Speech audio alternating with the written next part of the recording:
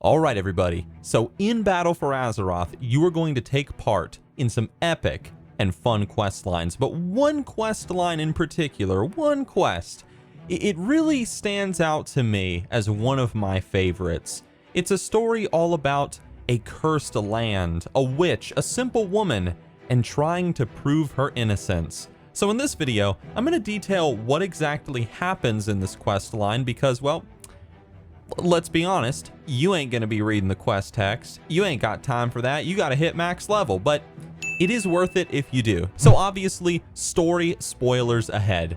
Let's get started. You are in Kulturas, and to begin, you will find yourself in the village of Fallhaven, where you'll notice something is, well, odd. All the villagers are frozen in place by some sort of spell, and there's a scary effigy in the center of the town. You do some investigating into some documents around the village, and you learn that the villagers were very, very suspicious folks. There's a curfew in place that everybody has to abide by. People are wondering where people go off to when they don't let others know. The villagers are quick to put blame on others and magic for any woes that befall them, and so on and so forth. Eventually, after your search, you learn about an old woman named Helena Gentle, who recently moved into town, and well, let's just say the villagers were always sort of suspicious about her, and to be honest, I would be suspicious about anybody named Gentle too. But anyway, you go to investigate her home, and all seems cozy and comfy. There she is, and you know, she offers you a seat while she explains herself, and boom! Suddenly, you two are struck by a spell, and she reveals herself as the evil witch who has cursed the town. She says that, quote, Mother has willed the village's demise before she runs off to go and hide because, you know, that's what bad guys do in this game. You know what I'm talking about. Well, after the spell wears off, you see that not just the villagers are affected by the witch's spell, but also the surrounding wildlife as well. So you kill a bunch of possessed critters so they don't pose a threat to the people, and while doing so, you also find various altars hidden across the forest that she has set up, all of which are corrupting the animals. So obviously, you destroy those. After doing so, you head back to the cursed village, and you realize that, hey, I've got it. That giant evil altar thing in the center of town must be the source of the curse. Who would have thought? So, now that the forest effigies have been destroyed, removing the barrier that protects the village effigy, you attack it. There's this evil monster spirit inside of the effigy that you pretty much fight him in the frickin' Shadow Realm. It's like Yu-Gi-Oh and shit. And you destroy the effigy and free the town from the curse. Congratulations, you've saved the people, but the story does not end there. You see, the people of Kulturas, being who they are, need somebody to blame for this mess, so they've apprehended the woman that you are looking for in the greater storyline of the zone. Her name is Lady Waycrest, and they've taken her to be hanged, as they think she is the witch behind the curse of Fallhaven, Fletcher's Hollow, which is another nearby village, and the surrounding corrupted forests. With haste, you ride off to stop her hanging, and there, gathered near the beach, you will find a crowd of people eager for blood shouting for the woman's death. Now, the reason why I really like this quest line so much is this part right here. Obviously, this woman is innocent, but the people don't believe her testimony. She tells them they're making a mistake, but they just will not listen. So your task is to prove that she is innocent. You go around and you talk to the various villagers from around the area, and you ask them what would convince them that the woman is not a witch. Now, some tell you things straight out of history, like how witches are apparently immune to fire. So the best way to determine if she's innocent or not is to light her up like a candle on a bonfire. Or some villagers will say that the best way is to tie weights to her, throw her into the ocean, and if she resurfaces, well, she's a witch. And if she doesn't, then she's innocent, but also dead. But, you know, whatever, she'll be alright.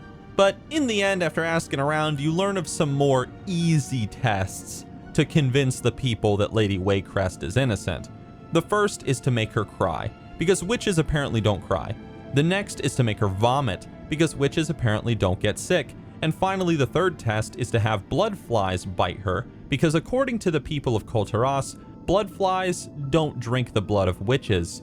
You go out, you gather some onions you chop to make her cry, you get some basilisk venom to make her sick and vomit, and you also go collect flies in a jar to bite her up on the platform. You do all these tests, she obviously cries, she gets sick, she gets bitten, but you know what?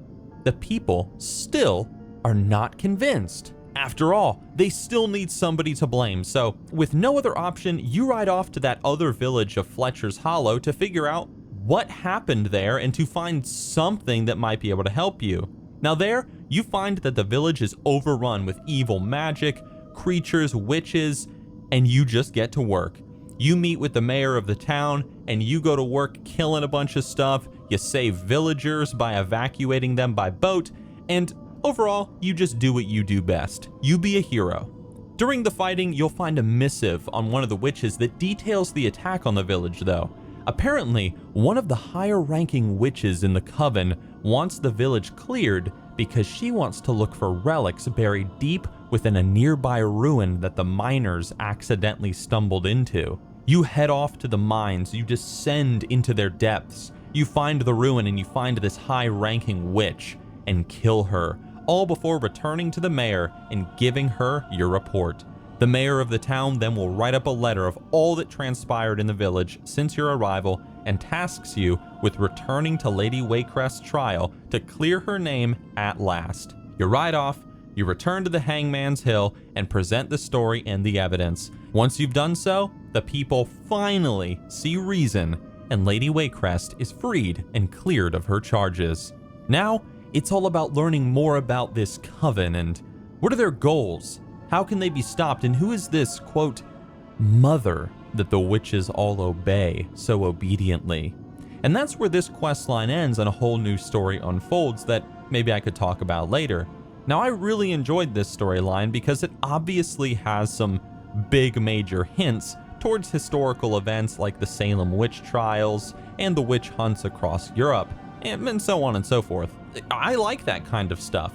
So to be a part of that kind of story in World of Warcraft was very enjoyable for me.